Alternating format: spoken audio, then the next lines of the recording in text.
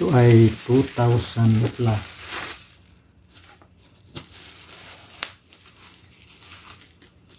2,100 plus yata ito. Okay.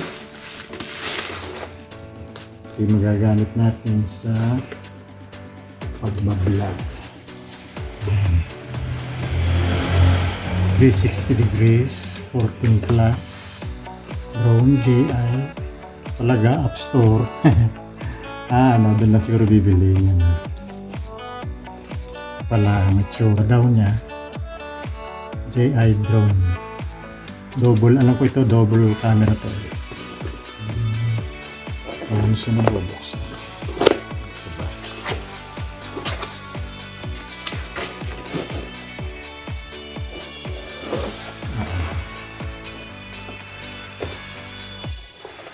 Meron pa siya.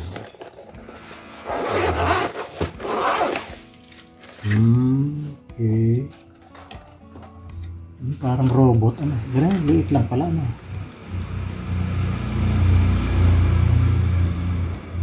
Ala ko ba yung dual camera daw? Wala kaya isa? Ito siguro. Saka yun. Yun ba yun? Ito ba yung dual camera? Kung dalawang to. Not sure. So, ganyan pala yan. Ganyan pala yan. Kasi ay lumipad.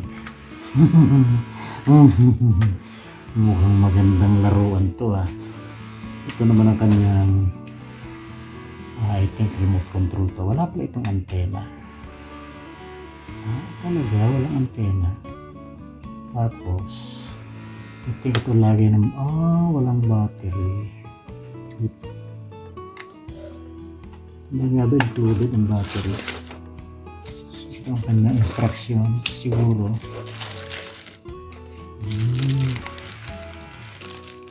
Ano kayang purpose nito? Ito ang wala pang idea kung anong purpose nito. Ating pang titingnan sa diagram.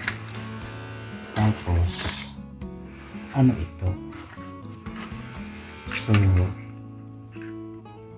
wala rin akong idea kung ano ito. Baka ito yung paa.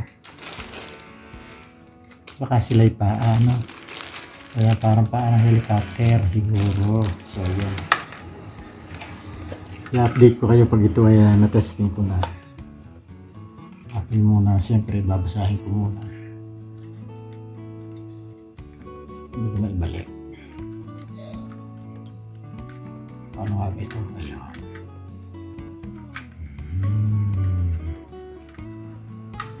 Okay. Okay. Kaya lang, hindi pa natin-testing.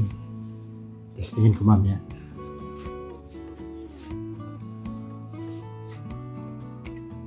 Testingin nga natin itong nabili kong drone sa Lazada. Ito ay tinatawag nilang J1 drone. 2,091 pesos ang halaga. Meron 300 plus, 500 plus. Pero bumili na tayo nitong 2,000 plus. Baka mas magandang performance nito.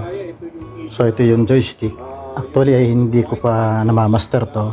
Napapaiikot ko pa lang yung LC tulad yan. Okay, patay. Yan. Angat ng konti. Ano pala.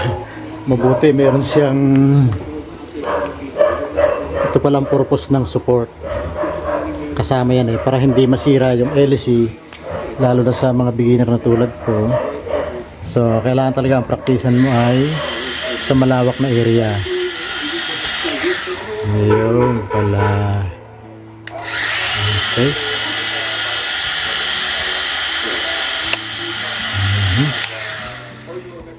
Okay, yan muna. Practice muna tayo pag nakakita tayo ng malawak na area.